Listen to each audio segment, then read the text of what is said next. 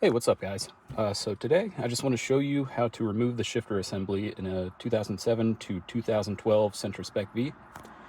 I'm not entirely sure, but I do believe this can also apply to just like the base Sentra as long as it's a stick shift. So to start it off, I'm going to show you some tools you need. You just need like a pry bar or like a flathead screwdriver. You need a Phillips head screwdriver or a ratchet like I've got here.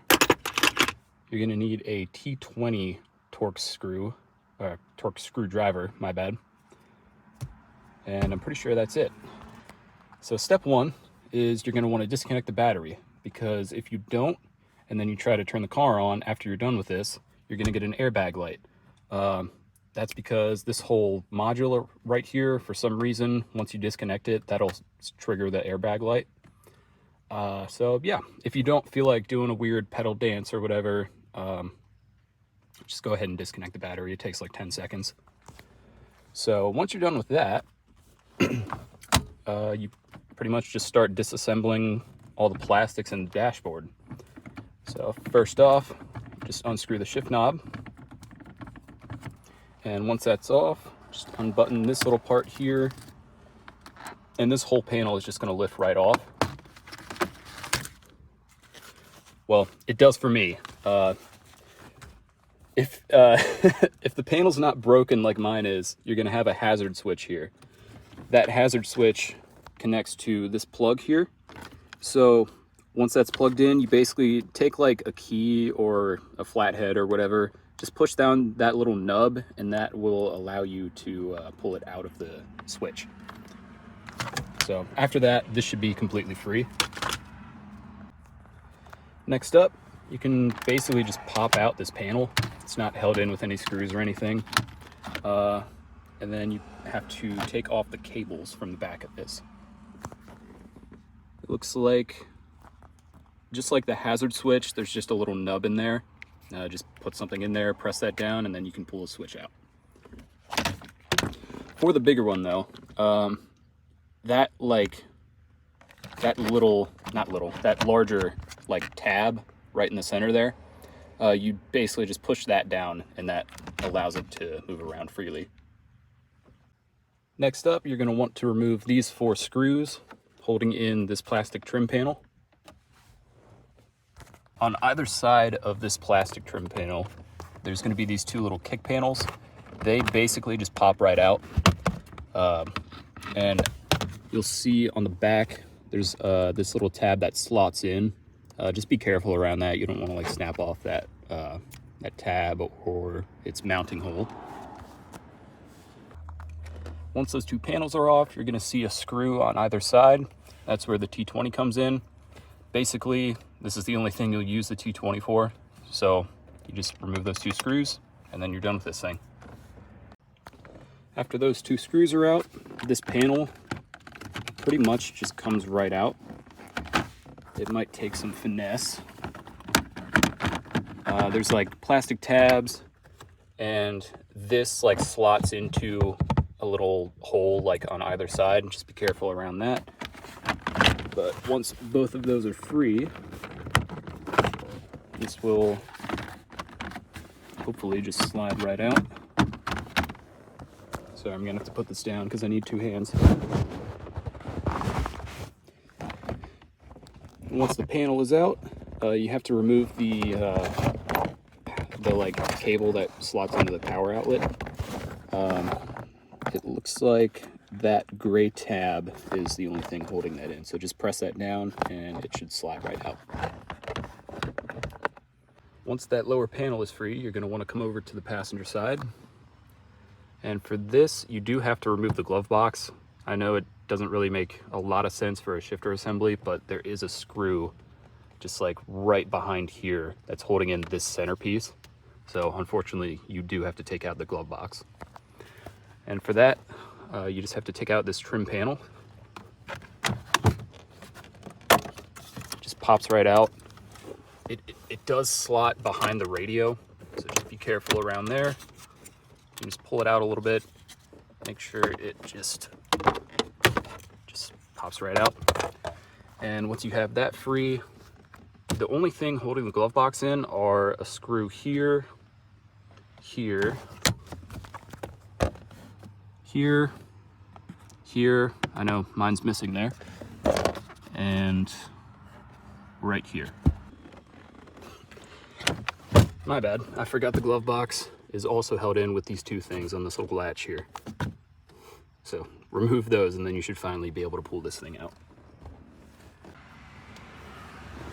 Once you get the glove box out, come back over to the driver's side and you're gonna just wanna like pull down this trim panel a little bit. You don't have to take it all the way out. You basically just have to get it down enough so you can take this other trim piece out. Like the other side, it just pops right out, and you're gonna wanna be careful around the radio section. With these two screws out, you should be able to just lift up the radio a little bit if it's giving you trouble. So after all of that is done, we're pretty much ready to start removing this centerpiece. Start out by just removing this little LED here. It slots into these little areas like all along the inside of here. So just pull the wires out and set those to the side. After that LED is out of the way, you're going to want to pull down this trim panel a little bit. And towards the bottom, I'll show a photo on screen because it's kind of hard to film.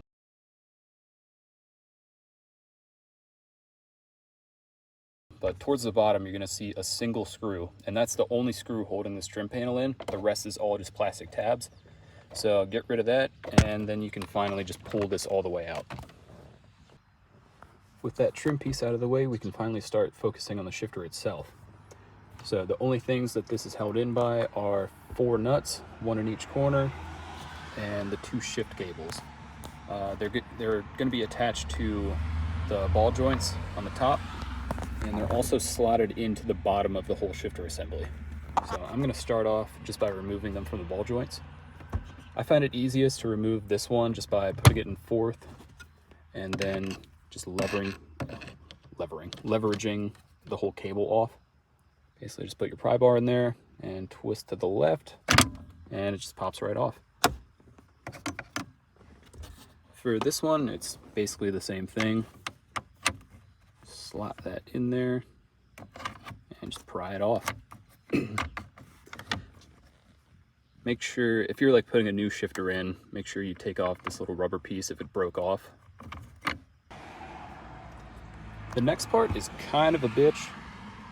Not so much for this cable, but the one in the middle, because if you can see right down there, there's a C-clamp or a C-clip that just holds in the bottom section onto the bottom of the shifter. There is a little ridge on the C-clip that you can just put a pry bar on and hammer off. So that's what I'm gonna do. If you have a pry bar, flip it this way. So like the bend is facing towards the front of the car. Just slot that in there against the ridge. Sorry, it's hard to do this while filming. All right, just lock that in against the ridge, and I'm gonna do this off camera, but if you just, I don't know, like bash the top of that with your hand, it should just pop out. Now that the C-clip is out, we're ready to just remove this cable from the shifter assembly. Now, I find it easiest to stick your hand underneath the shifter assembly and tug the cable downwards from there, because the little hole that it sits in, it's just designed to be easily removed that way, rather than trying to just like force it out the front of the shifter. That's just how it works. So yeah, now it's back in. You pull down and out, it just comes out like that. This cable is actually pretty easy. You basically just have to pull it out like that, and then you're good. Next up, we just have to loosen all 4 of the nuts on the shifter, and it will just pull right out. I forgot to mention in the beginning of the video, but it is a 10mm socket for all 4 of these nuts. There you go, shifter's out. Hope this helped. If you have any problems, just let me know in the comments and I'll try and help you the best I can. Thanks for watching.